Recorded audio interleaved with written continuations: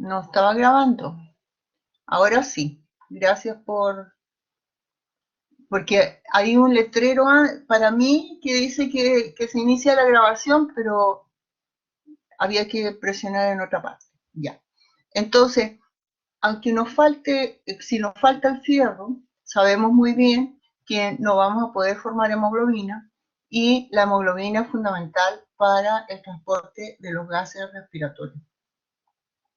Entonces, si nosotros tenemos una mala oxigenación en nuestro organismo, vamos a tener pérdida de muchas células y de muchas funciones en nuestro organismo. Ahora, con respecto a los oligoelementos, está en una proporción mucho menor, pero eso no significa, insisto, en que no sean importantes, porque generalmente los oligoelementos van a trabajar asociados a enzimas. Por lo tanto, si nosotros no tenemos presentes estos oligoelementos, las enzimas no van a poder funcionar. Y si no funcionan las enzimas, no se puede regular ninguna función, ninguna reacción química.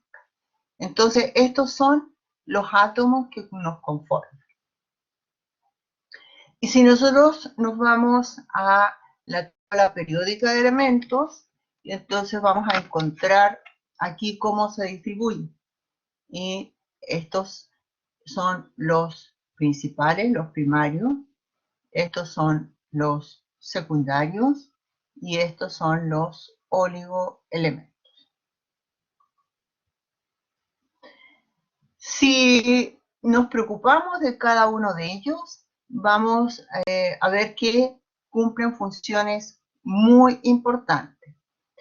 El sodio, el potasio y el cloro mantienen las condiciones hídricas de la célula. Son fundamentales para los procesos de mantención del agua en el interior de la célula y evitar que entre exceso de agua. Sabemos que el sodio, el potasio y el cloro también juegan un papel muy importante en la comunicación celular de las neuronas. El calcio es fundamental porque va a participar en muchos procesos, como por ejemplo en la liberación de los neurotransmisores en las neuronas, participa en la coagulación sanguínea, participa en la contracción muscular. Entonces, muy importante. El fósforo va a constituir los ácidos nucleicos, como habíamos mencionado, y dentro de los ácidos nucleicos vamos a encontrar algunos que juegan un papel fundamental para la función del organismo, independiente de los procesos de transmisión de la información genética.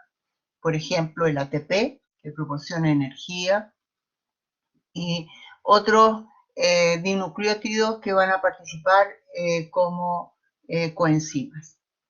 El azufre lo vamos a encontrar solamente en 2 aminoácidos, pero van a ser fundamentales para la constitución de la mantención de las estructuras proteicas. El magnesio, ya hablamos del hierro y el yodo. El magnesio también es importante, como en este caso es cofactor, ¿cierto? El hierro, hablábamos de las moléculas que juegan un papel importante en mantención del oxígeno en las células, como la hemoglobina y la mioglobina. También va a formar parte de algunas enzimas. Y el yodo sabemos que es fundamental para la constitución de las hormonas tiroideas. Entonces, independiente, porque ustedes ven el hierro y el yodo, aquí dice, porque dice porcentaje del peso total del cuerpo, dice trazas. Cuando se habla de trazas, significa de que es una cantidad tan pequeña que nosotros no tenemos forma de poder evaluarla. Entonces, sabemos que existe, pero no sabemos la cantidad exacta, porque no tenemos ningún instrumento de medida para hacerlo. Ahora, los átomos se asocian a través de enlaces químicos y los enlaces químicos van a hacer más resistente, le van a dar más estabilidad a las moléculas de acuerdo a el acercamiento en que estén los átomos en las moléculas. Y en relación a eso, cuando un enlace químico se quiere romper, se va a necesitar mucho más energía en romper aquellos átomos que se asocian estrechamente. Y entonces, aquí dentro de los átomos que conforman nuestras biomoléculas, uno de los más importantes es el enlace covalente. Y aquí, en el enlace covalente, se va a compartir electrones. Entonces, sabemos que los electrones forman una nube electrónica alrededor del núcleo del átomo. Y entonces, estos electrones van a formar una nube común entre el átomo que va a formar enlace con el otro átomo. Por lo tanto, la relación que existe entre los átomos es bastante estrecha y se requiere mucha energía para poder romperlo.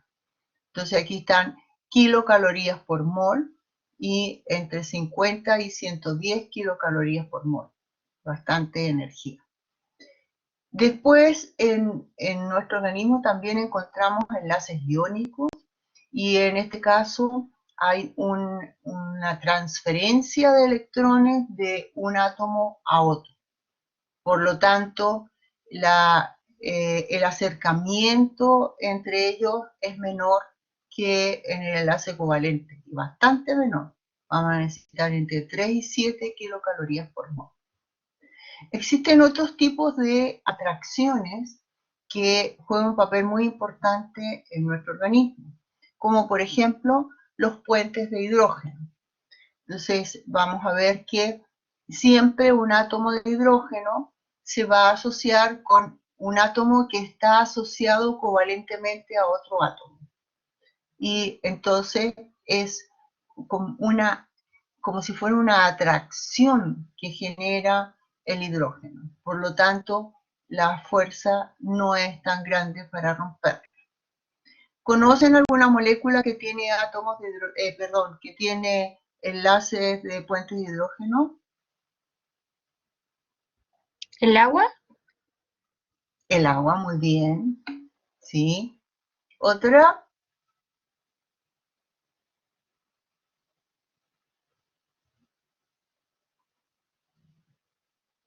¿El ADN? Muy bien, el ADN, sí. Ya. Ahora, existe ahora unas atracciones entre moléculas de acuerdo a los electrones que están disponibles para poder acercarse a otro átomo. Y vamos a tener las interacciones hidrofóbicas. Las interacciones hidrofóbicas, como su nombre lo dice, son moléculas que no tienen afinidad con el agua. Por lo tanto, ellas se van a asociar todas juntas para evitar estar en contacto con el agua. Como vemos en la membrana plasmática, los fosfolípidos, ¿cierto? Los ácidos grasos que forman a los fosfolípidos están en contacto uno con el otro de cada una de las hemicapas de la membrana y no están en contacto con el medio externo que está presente el agua. Entonces, ahí tenemos una atracción hidrofóbica. Y así como existen las atracciones hidrofóbicas, están las atracciones hidrofílicas. Y en la membrana se juega muy bien eso, ¿cierto? Porque la cabeza, que es polar del fosfolípido, se va a asociar con el agua, tanto en el medio externo, que rodea a la célula, como el medio interno, que es el citosol. Entonces, son atracciones, por lo tanto, no son tan fuertes, pero sí se mantienen. Está entre 1 y 2 kilocalorías por mol. Y las fuerzas de Van der Waals son interacciones o fuerzas, se las voy a explicar más adelante con un dibujo. Y también son fuerzas no tan fuertes. Habíamos hablado que dentro de los enlaces que forman las biomoléculas, enlaces iónicos y covalentes son los principales. Decíamos que en un enlace iónico hay una transferencia de electrones. En cambio, en el enlace covalente se forma una nube común entre un átomo y otro. ¿Sí? ¿Queda claro eso? Es importante que todos lo manejen. Profe, ¿lo puede repetir? Ya. Cuando nos... Hoy es el cumpleaños de Santo Tomás. ¿Perdón? Profe, ¿lo puede explicar de nuevo, por favor? Sí, lo voy a explicar de nuevo. Espera un segundito porque me están bombardeando y no sé por qué.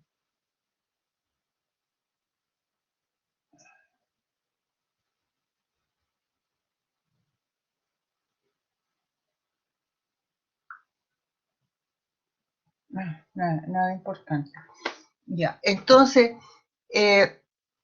enlace iónico son átomos que uno de los átomos tiene su nube electrónica casi completa, porque sabemos que los átomos, el núcleo está rodeado de nubes electrónicas. Hablamos de nubes porque ellos, cuando nosotros hablamos de los electrones que giran alrededor del núcleo del átomo, ellas tienen la probabilidad de que nosotros nos encontremos en ese lugar cuando estamos viendo el átomo, ¿ya? Se están moviendo continuamente.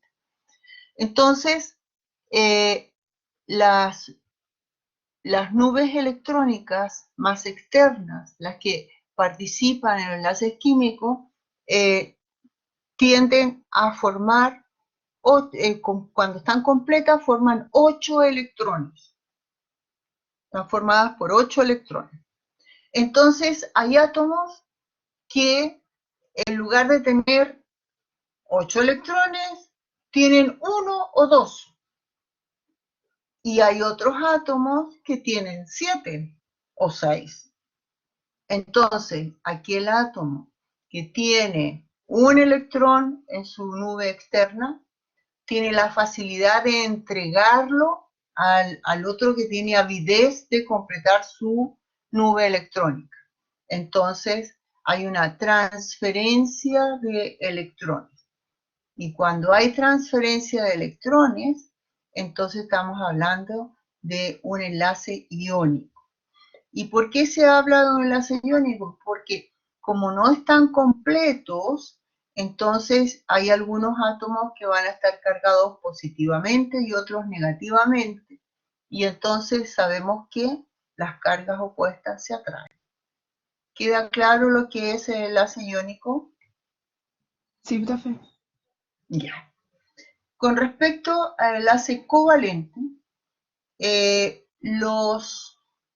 las moléculas que participan en el enlace covalente van a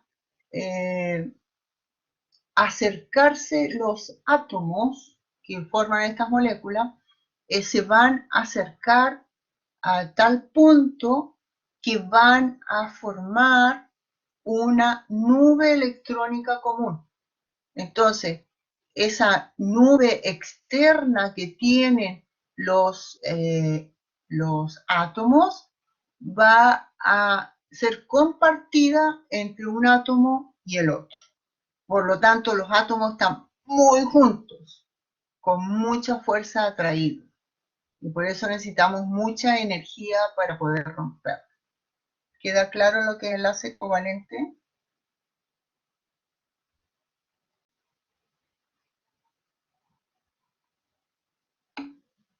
Ya.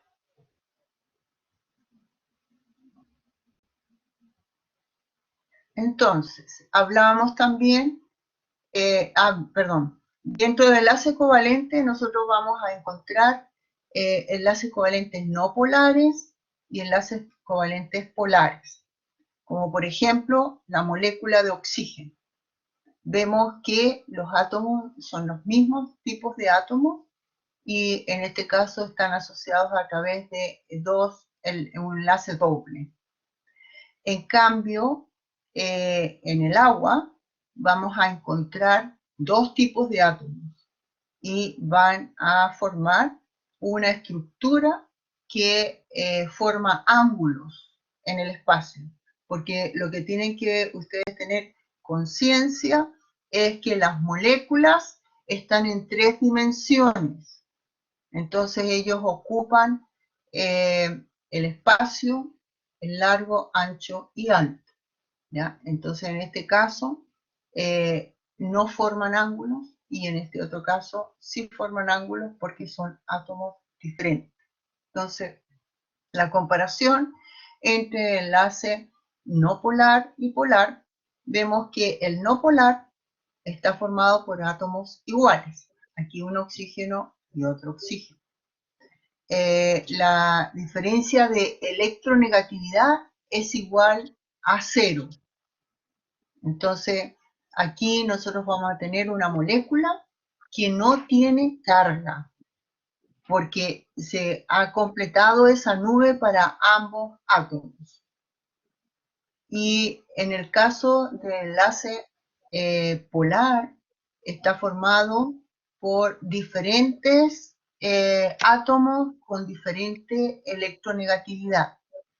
Cuando nosotros hablamos de la negatividad, esto está relacionado con el número de electrones que tiene en la nube externa.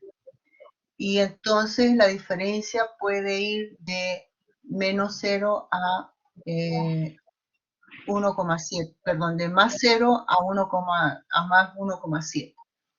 Entonces vamos a ver que en el enlace polar van a haber zonas positivas y zonas negativas. Y entonces van a formar polos que van a generar, por favor, apaguen el micrófono cuando no hablen, van a generar atracciones a otras moléculas. Y de ahí vemos la importancia de la molécula de agua, que va a poder formar puentes de hidrógeno, porque es una molécula polar sin carga. ¿Ya? Muy importante eso. Sí hay, no tiene carga, pero sí tiene zonas de atracción. Entonces, el oxígeno está compartiendo el 21 electrón que tiene el hidrógeno. Entonces, comparte el electrón de uno y del otro hidrógeno.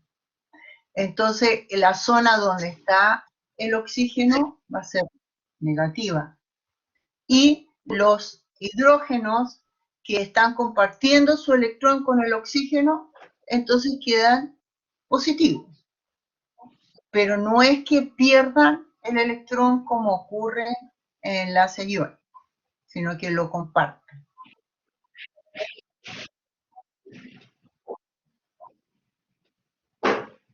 Entonces aquí tenemos el enlace de puentes de hidrógeno.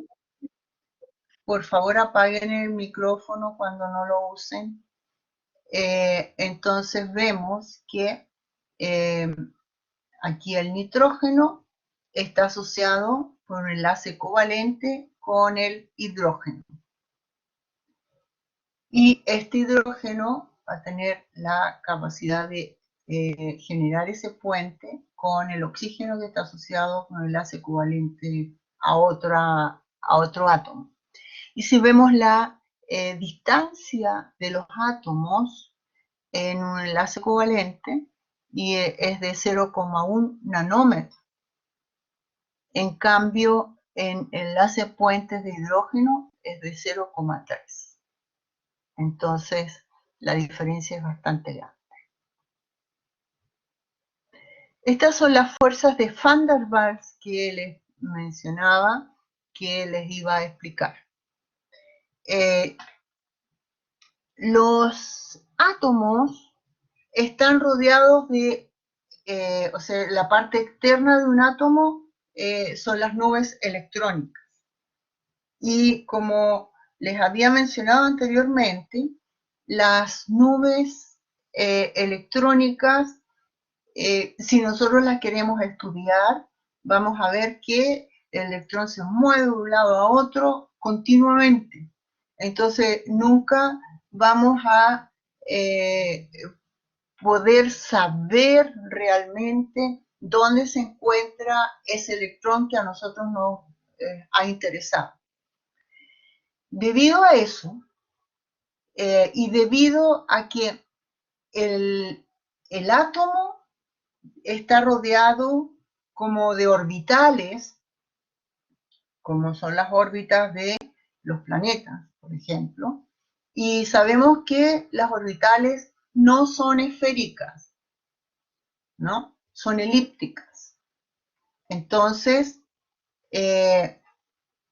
ellos, los electrones, perdón, van a estar a veces más cerca del núcleo del átomo y otras veces van a estar más lejos del núcleo del átomo. Por lo tanto, la atracción que genera el núcleo del átomo va a ser diferente de acuerdo a la distancia donde esté el electrón. Y eso hace que haya una variación de carga en todas las moléculas.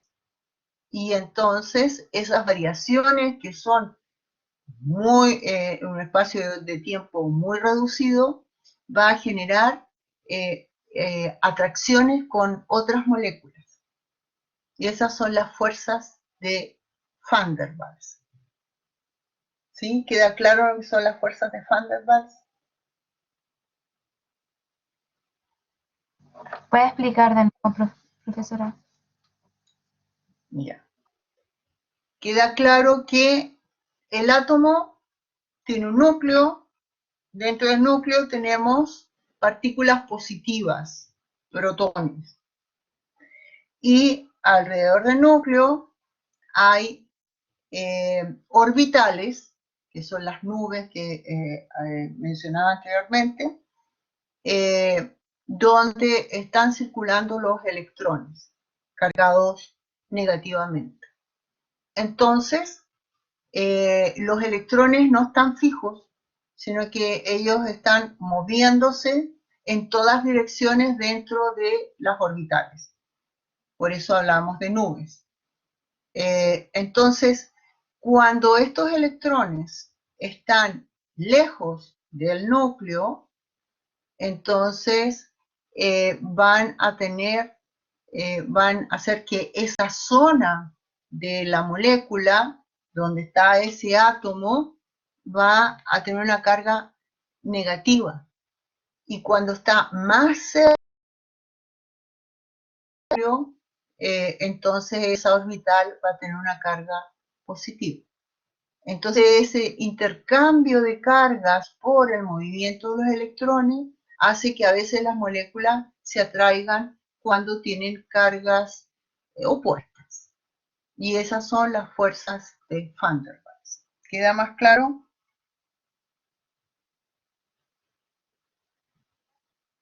Sí, profe. Ya.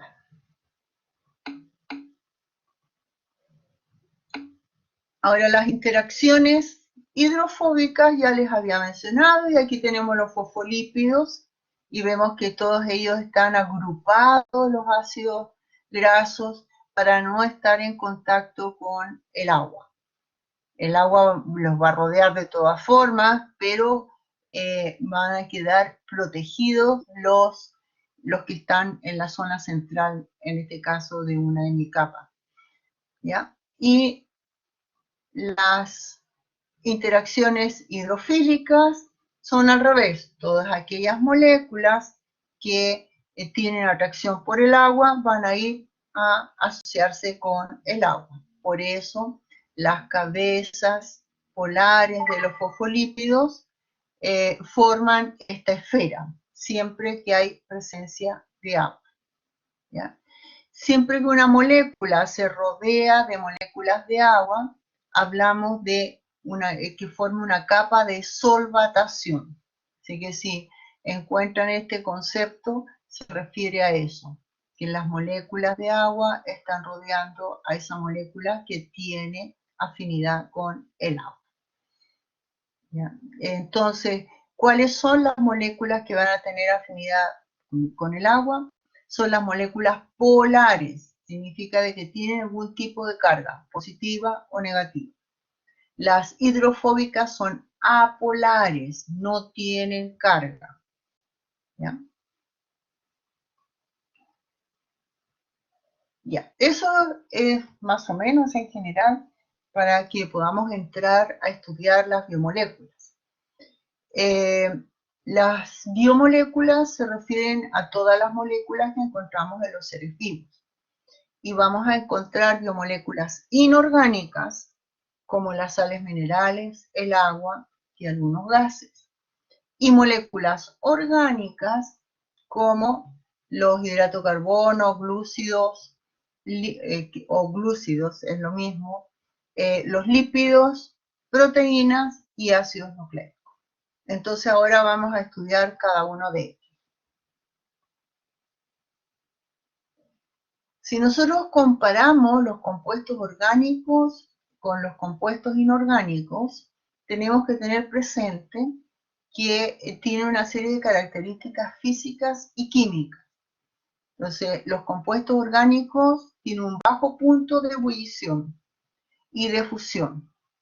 Entonces, ¿qué significa eso? De que a pocas temperaturas ellos pueden cambiar de estado. En cambio, los inorgánicos lo tienen elevado. Los compuestos orgánicos son malos conductores de la electricidad.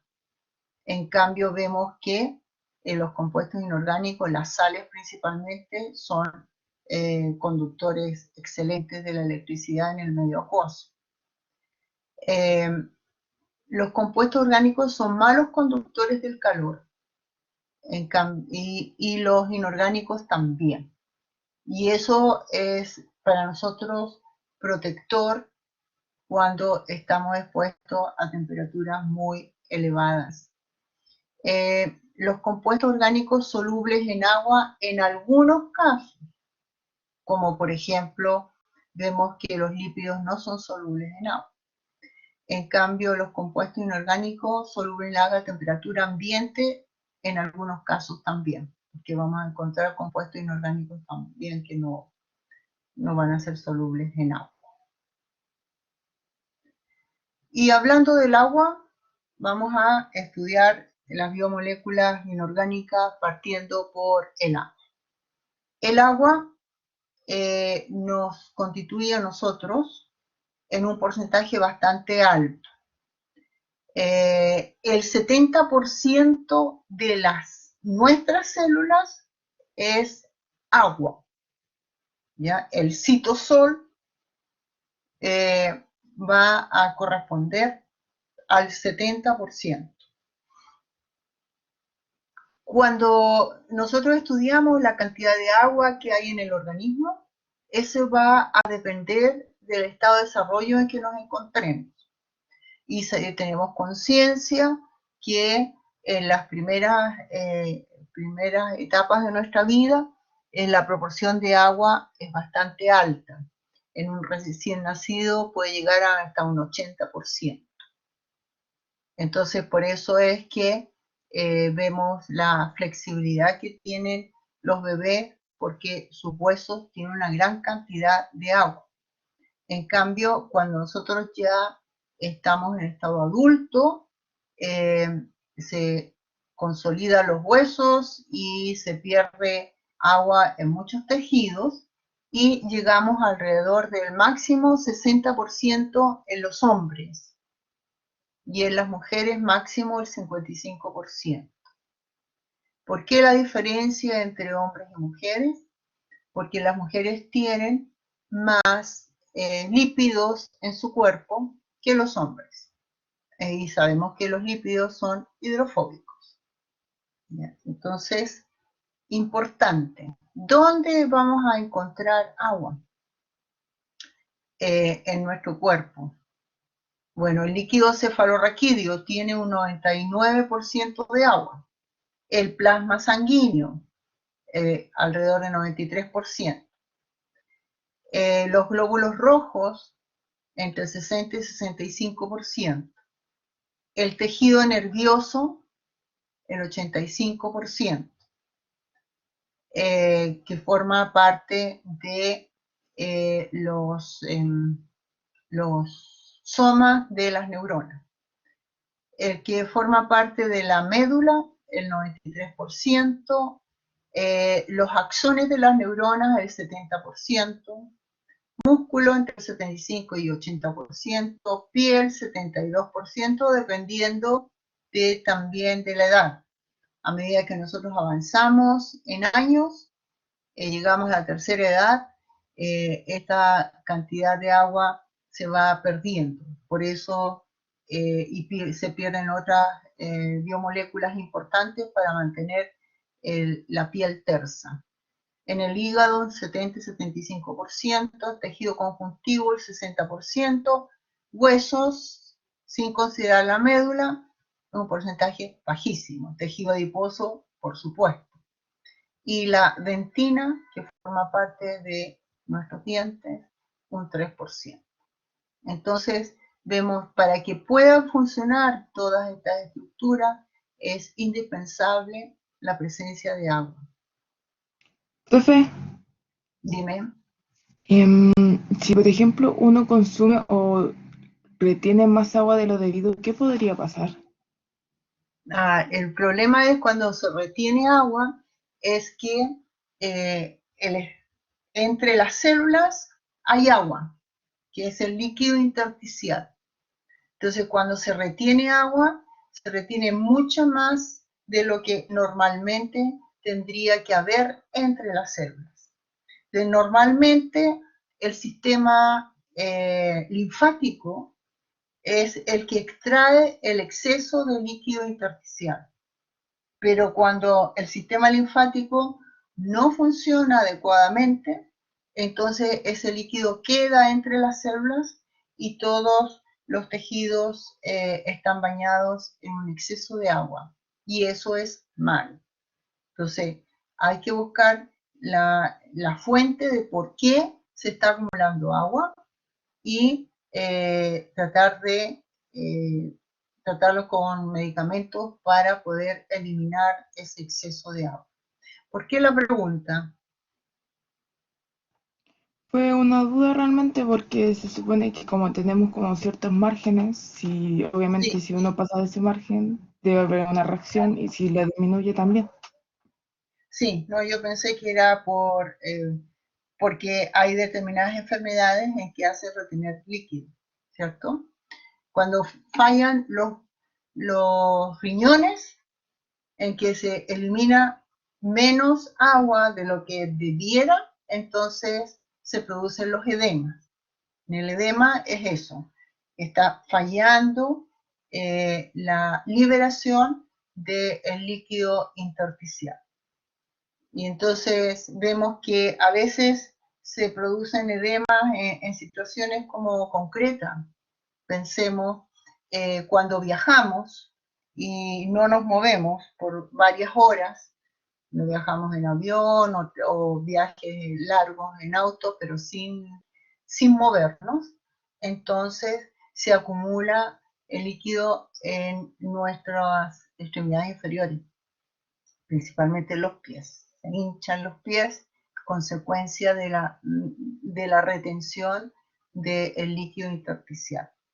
Pero una vez que uno puede moverse o levantar las piernas durante un rato, entonces eso se vuelve a la normalidad. Pero las personas que tienen problemas renales tienen problemas de retención de líquido. El agua está formada por un átomo de oxígeno y 2 de hidrógenos asociados por un enlace covalente. Todas las moléculas tienen una estructura espacial que siempre se mantiene.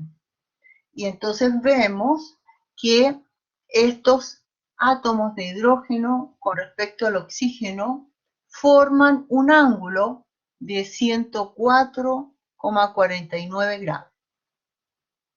Siempre. Esa es la molécula de agua.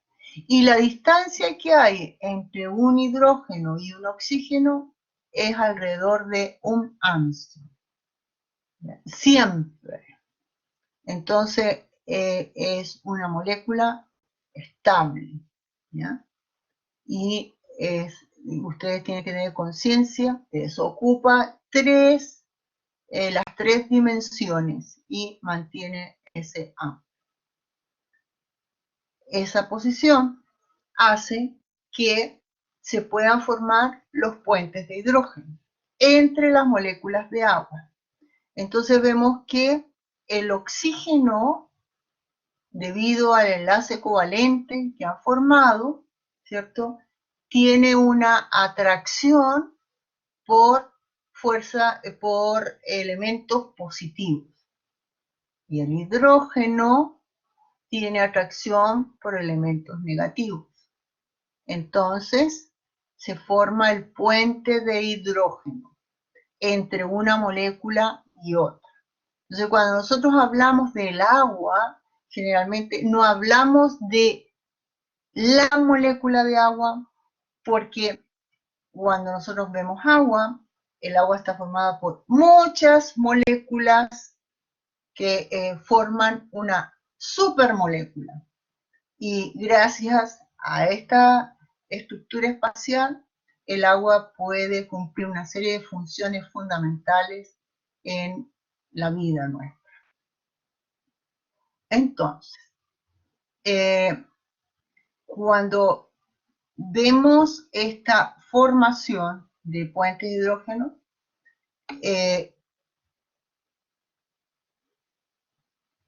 sí, Karen, claro, tiene, es que no, perdón, no.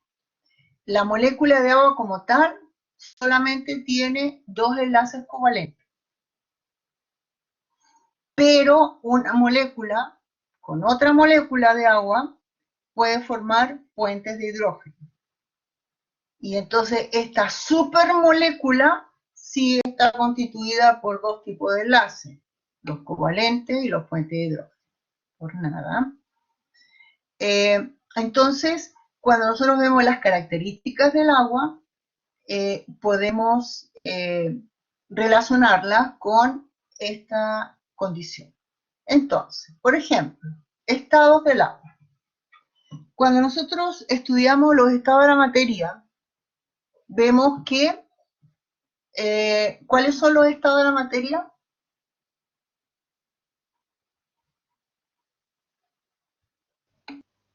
Sólido, líquido, gaseoso. Ya, sólido, líquido y gaseoso. Por ahora, porque igual hay otros estados, pero vamos a... Y entonces, ¿qué ocurre cuando un mismo compuesto está en estado sólido, líquido o gaseoso? Eso va a depender de la temperatura en que se encuentre. Si nosotros comparamos un compuesto en estado sólido con el estado líquido, ¿cuál de ellos tiene una mayor densidad? ¿El que está en estado sólido o el que está en estado líquido? Sólido. Ya, muy bien. A ver, Aileen dice líquido. A ver, ¿por qué Aileen? Cuando nosotros hablamos de densidad, ya, ¿lo tienes claro ahora, sí o no? Aileen. Sí, ya. Cuando hablamos de densidad, estamos hablando de la cantidad de moléculas que hay por unidad de volumen. Y por supuesto que las moléculas en el estado líquido están más separadas que en el estado sólido. Y si comparamos el estado líquido con el estado gaseoso, entonces vemos que hay una mayor densidad en el estado líquido. Ahora,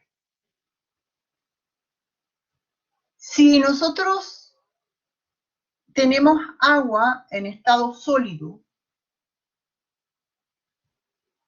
hielo, ¿cierto? Y tenemos agua en estado líquido. ¿Cuál de ellas tiene más densidad?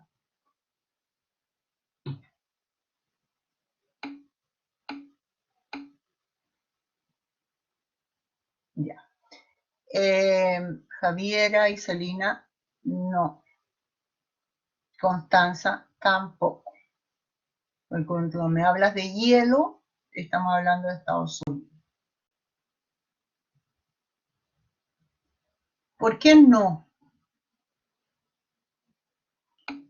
Todos ustedes han tenido la experiencia de colocar un cubo de hielo en una bebida. ¿Se va al fondo el cubo de hielo?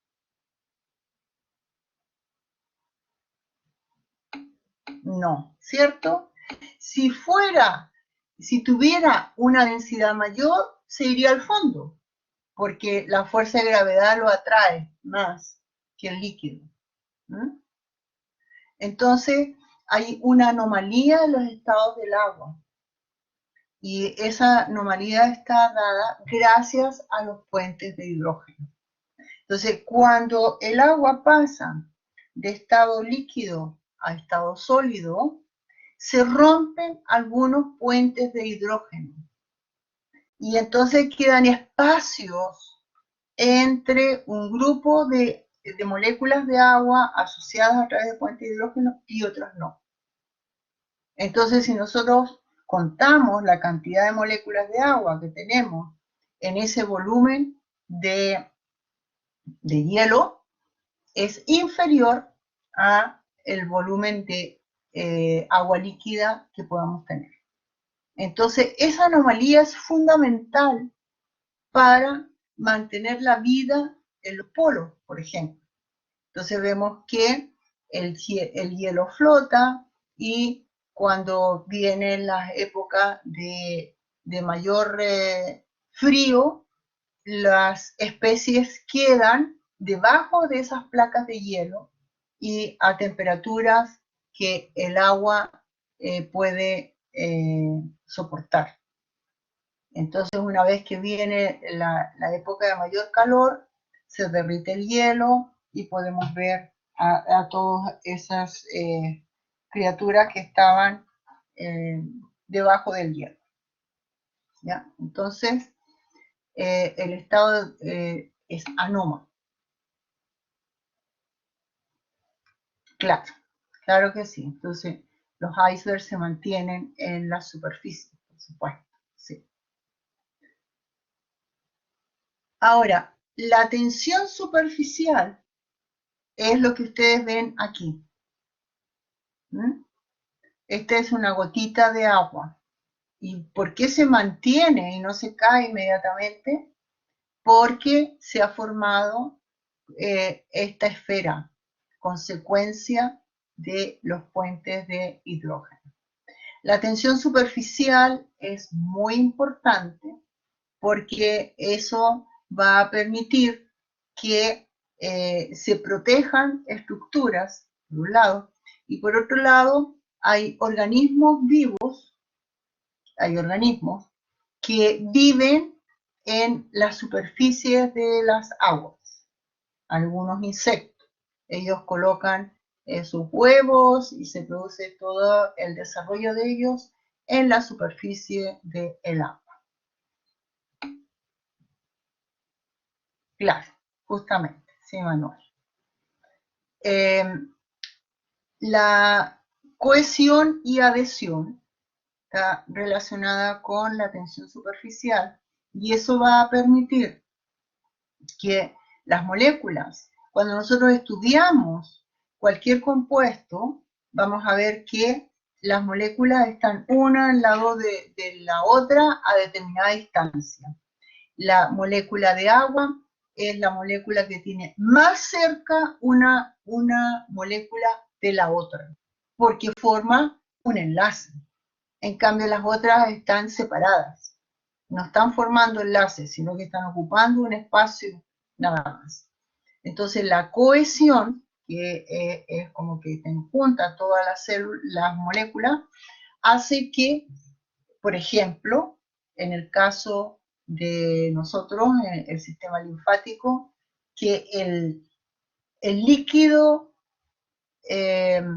intersticial que ha entrado al sistema linfático, en los pies, por ejemplo, pueda subir en contra de la en contra de la fuerza de gravedad, sin haber ninguna bomba que lo esté succionando, como ocurre en el sistema circulatorio cardiovascular, en que el corazón es el que está bombeando. En este caso, solamente va en contra gracias a la cohesión y a la adhesión. Se adhiere a las paredes de los vasos linfáticos y puede ir en contra de la fuerza de gravedad. El calor de vaporización, el calor específico, es bastante alto. ¿Qué significa eso? Cuando nosotros hablamos de calor específico, ¿de qué estamos hablando?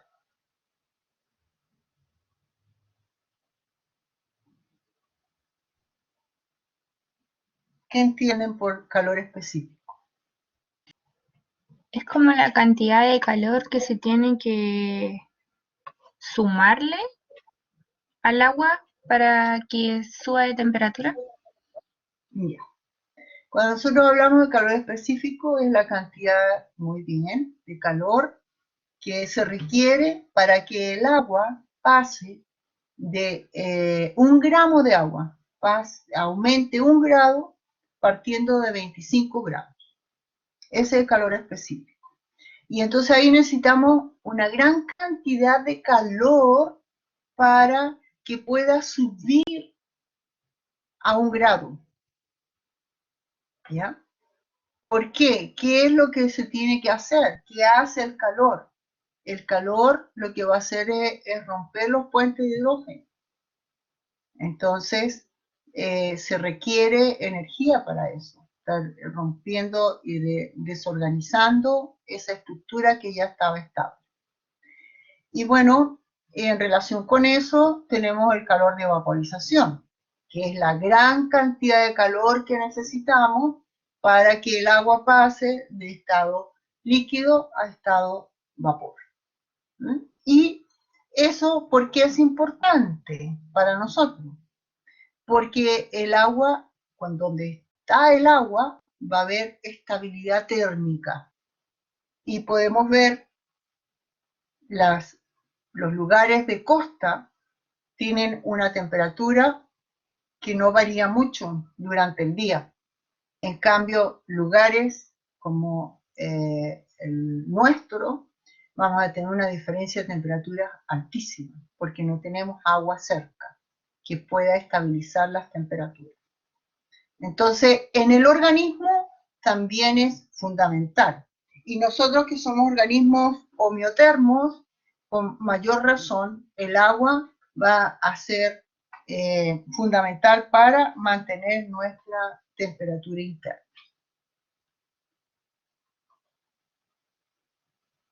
Bueno, aquí vemos un insecto que está posado sobre el agua por la gran tensión superficial. Y este es el proceso de solvatación que había mencionado con respecto a moléculas, pero aquí también ocurre con respecto a iones. Entonces, cuando nosotros colocamos sal en agua, esto es lo que ocurre. Las moléculas de agua van a rodear al sodio, por un lado, y al cloro, por otro lado. El sodio, que está cargado positivamente, ¿ya? ¿Por qué está cargado positivamente? Porque entregó el electrón a el cloro. Entonces, la parte negativa de la molécula de agua se va a asociar a este ion. Y el cloro se va a asociar a través de los hidrógenos de la molécula de agua. Entonces, ¿cuál es la función del agua en los seres vivos? Tiene miles de funciones. Estas son como las más llamativas, ¿cierto? Soporte. Vamos a ver que, ¿por qué nosotros necesitamos tanta agua en nuestro organismo? Necesitamos esa agua porque ahí van a ocurrir reacciones químicas. Ocurren reacciones químicas en nuestra sangre, dentro de nuestras células, en el líquido cefalorraquídeo, en todas partes. Es amortiguador térmico, como habíamos dicho. Vemos que los nutrientes y los desechos metabólicos van a ser transportados en la sangre porque la sangre tiene grandes cantidades de agua. Lubricante. Va a amortiguar el roce entre los órganos. Entonces vemos que en las articulaciones hay una cantidad en una zona determinada para evitar el roce entre los huesos. Está el líquido sinovial, que es el que va a lubricar esa, justamente, sí, va a lubricar esa zona. Favorece la circulación y turgencia. Bueno, esto está relacionado principalmente con los vegetales. Sabemos que los vegetales no tienen un esqueleto, por lo tanto, ellas tienen que valerse de otra forma para vencer la fuerza de gravedad. Y ellos están erguidos gracias a que sus células están turgentes. Y entonces, ¿qué es la turgencia? Es la presión que ejerce la vacuola en cada una de las células vegetales contra la pared celular de los vegetales. Entonces, si nosotros no regamos una planta, la planta se ve marchita. Pero si llegamos a tiempo y la regamos, al cabo de media hora, una hora, está erguida, ¿no? Y eso es porque se recuperó la turgencia de su célula. Permite la flexibilidad y elasticidad de los tejidos.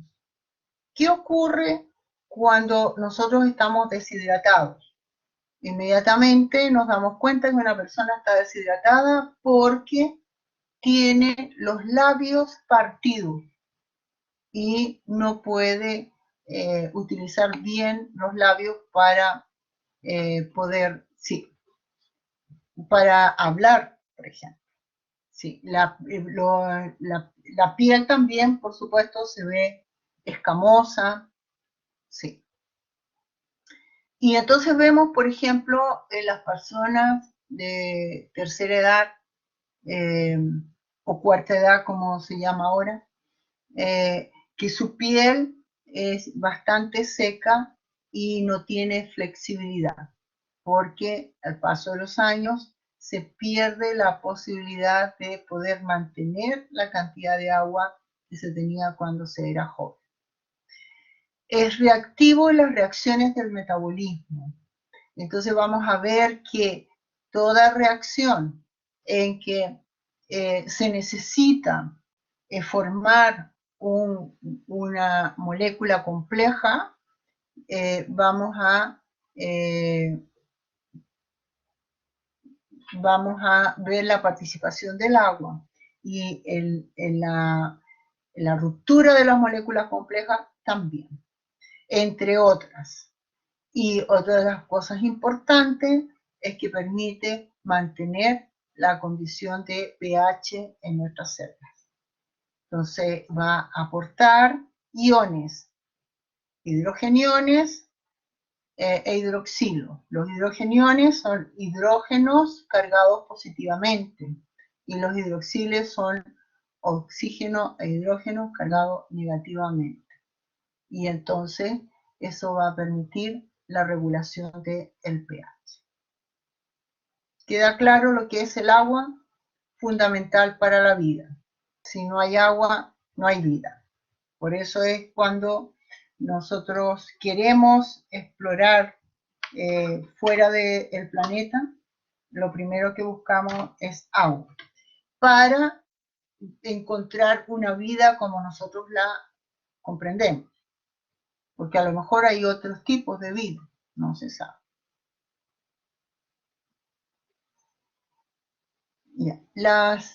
Otro de los elementos son las sales minerales.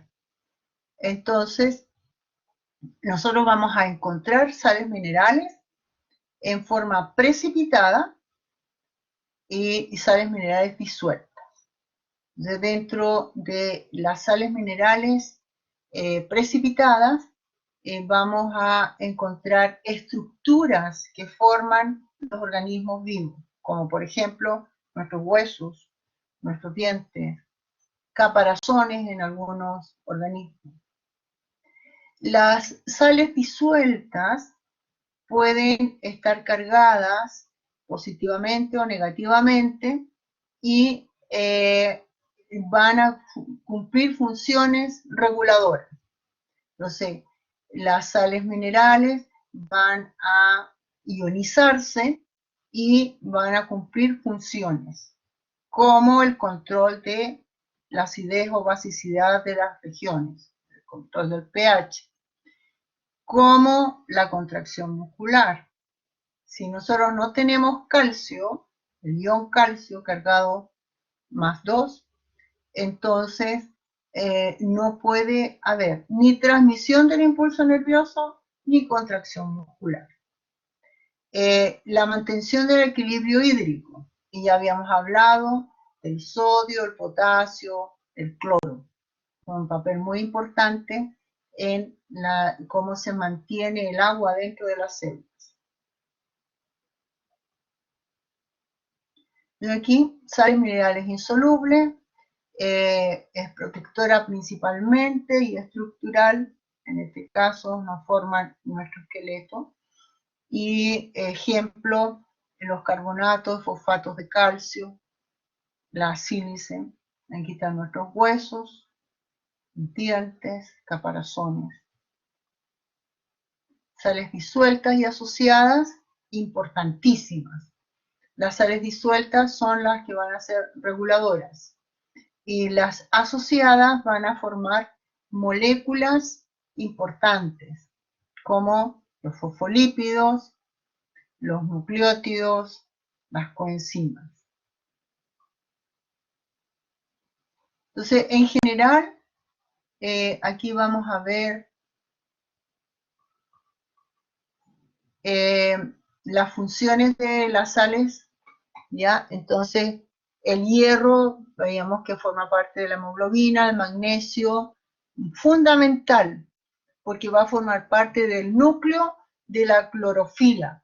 Y si no hay clorofila en los vegetales, no hay captación de la energía radiante del sol. Y si no hay vegetales, nosotros no existiríamos, ¿no?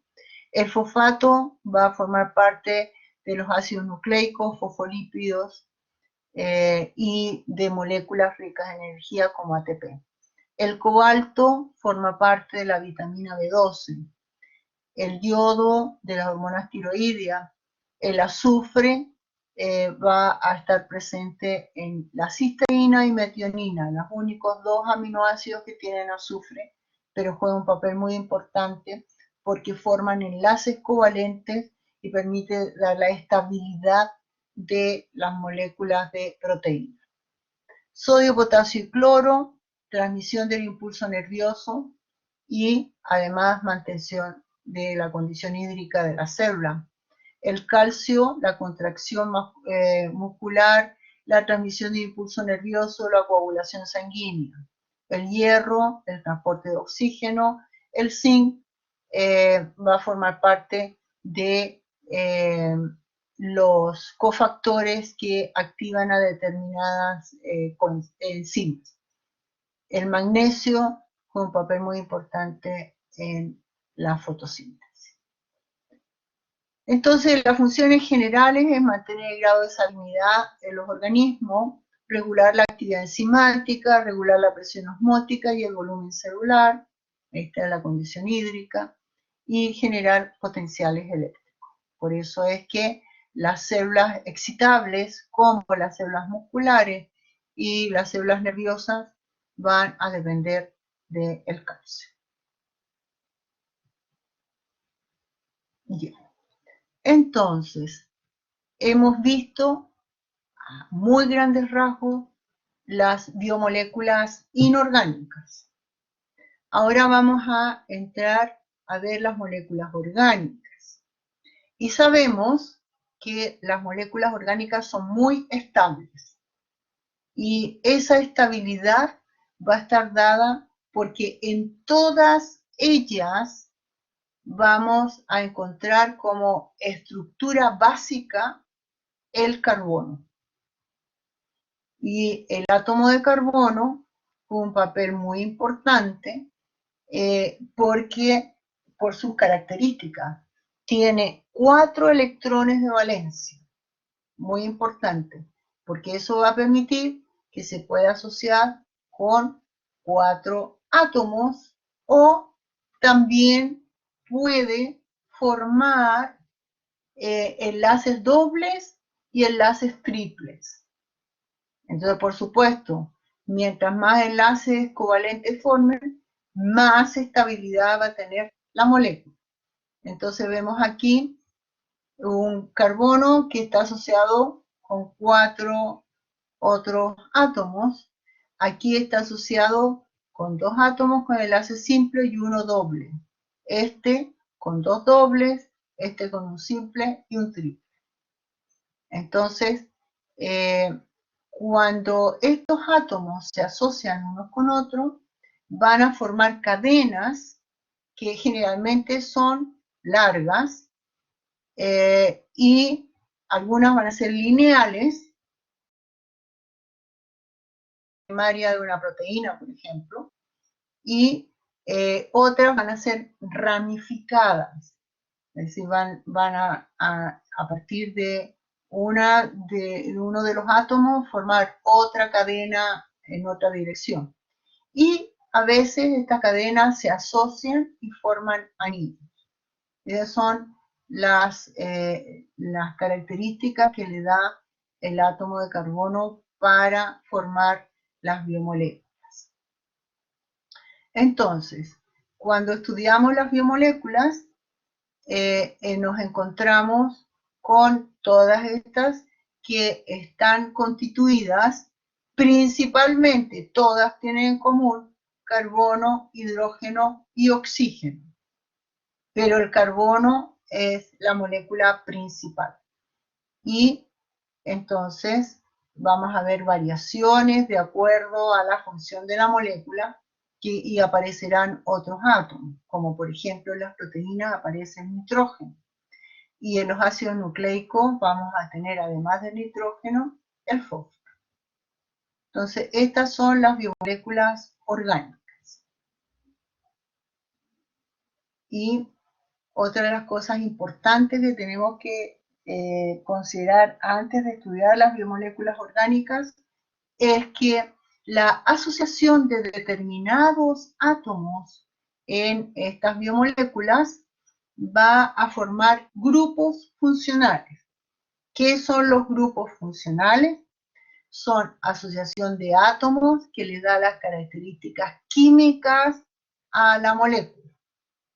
Entonces, por ejemplo, aquí tenemos el grupo alcohol, que es un oxígeno y un hidrógeno que recibe el nombre de hidroxilo. Entonces, aquí está el grupo funcional hidroxilo. Esto forma parte de la cadena carbonada. El grupo aldehído, en que tenemos un carbono asociado con doble enlace con oxígeno, ¿ya? Y recibe el nombre de carbonilo también. Entonces, este aldehído. El grupo cetona, en que vemos que está asociado el carbono con el oxígeno. En este caso, la cetona siempre va a formar parte del segundo carbono de la molécula. El grupo aldehído y el grupo cetona, nosotros lo vamos a encontrar en los hidratos de carbono. El ácido carboxílico, que entonces vamos a encontrar en el término de los aminoácidos, ¿cierto? La zona ácida de un aminoácido está constituida por ácido carboxílico, que es COH. El grupo éster, que es la combinación de un ácido y un alcohol, y entonces aquí está este grupo importante. Entonces, y muy importante saber que existen grupos funcionales, que son los que le van a dar las características químicas a la molécula. Carboxilo, hidroxilo, aquí tenemos el grupo amino de los aminoácidos, el grupo fosfato de los ácidos nucleicos. Bien. Las diferentes biomoléculas están formadas por unidades. Entonces, cuando nosotros pensamos, por ejemplo, en las proteínas, decimos, aminoácido. Esa es la unidad de la proteína. Cuando pensamos en el hidrato de carbono, decimos, monosacárido.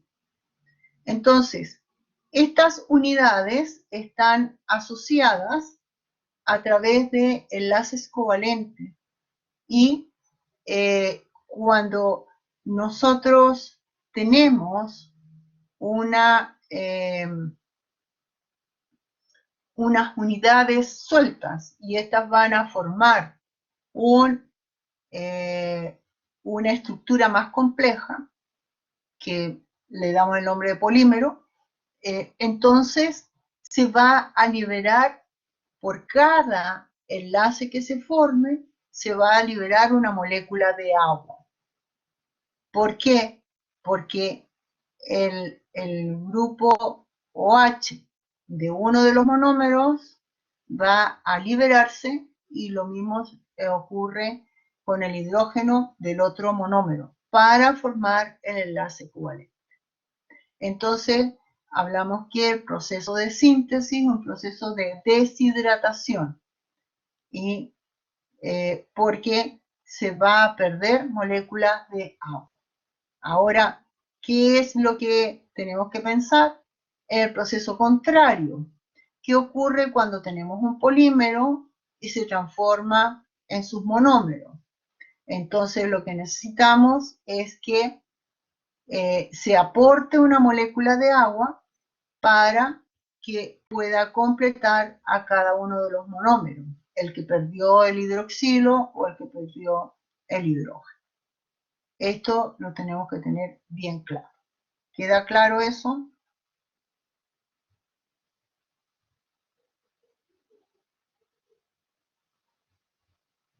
¿Sí o no?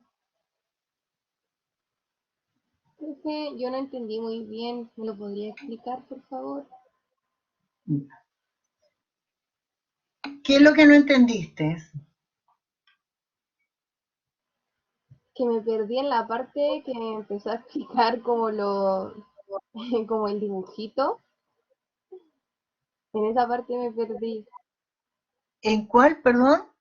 Donde empezó a explicar como el dibujo. Sí. No sé cómo explicarle, pero es que se me fue un poco el audio y no le entendí muy bien. Ya. A ver, sabemos que todas las biomoléculas son complejas y están formadas por unidades. Esas unidades son las que le van a dar las características a la biomolécula. Entonces sabemos que las proteínas están formadas por aminoácidos, por ejemplo. Para formar una proteína es necesario que un aminoácido libere un OH y otro aminoácido libere un hidrógeno. Entonces estos átomos se asocian y forman una molécula de agua. Y los aminoácidos se pueden asociar entre ellos a través del enlace covalente. ¿Queda claro eso?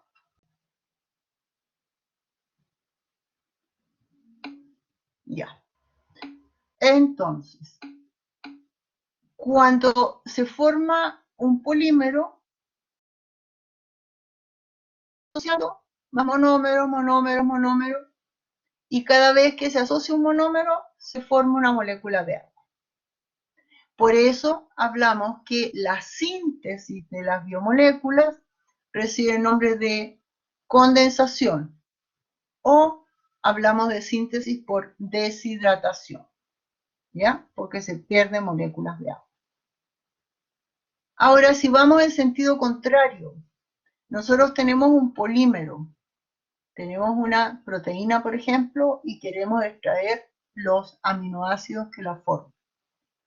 Entonces se tiene que agregar agua al sistema para que se rompa el enlace covalente y se incorpore lo que ha perdido cada aminoácido. Si este aminoácido perdió el hidroxilo, entonces va a recibir el hidroxilo proveniente del agua. Si este otro aminoácido perdió el hidrógeno, entonces se le entrega el hidrógeno de la molécula de agua. ¿Queda claro eso? Ya, Javiera, ya le voy a dar el break, pero hay que Profe, solucionar el problema. una consulta, el proceso cuando se agrega una molécula de agua, ¿cómo se llama? ¿Condensación también? No. Cuando nosotros hablamos de síntesis y hidrólisis, el proceso en que se forman las unidades se llama hidrólisis, porque se rompe una molécula de agua para poder formar las unidades. ¿Ya? Ok, Entonces, gracias. por nada, los procesos contrarios son síntesis e hidrólisis. ¿Ya? ¿Sí? ¿Queda claro? Ya. Entonces, aquí tenemos el monómero, se forma el polímero. Y entonces se va liberando agua si es que se requieren los monómeros nuevamente. Aquí tenemos otro en la misma condición. Entonces aquí tenemos un aminoácido, este es un monosacárido y este es un nucleótido. Cómo se van asociando. Y en todos pasa lo mismo. ¿Ya? Ya. Entonces, ahora vamos a descansar un cuarto de hora. Yo tengo 9:59, bueno, llegamos a las 10:15, ¿sí? ¿Alguna pregunta antes? ¿Algo? No, profe.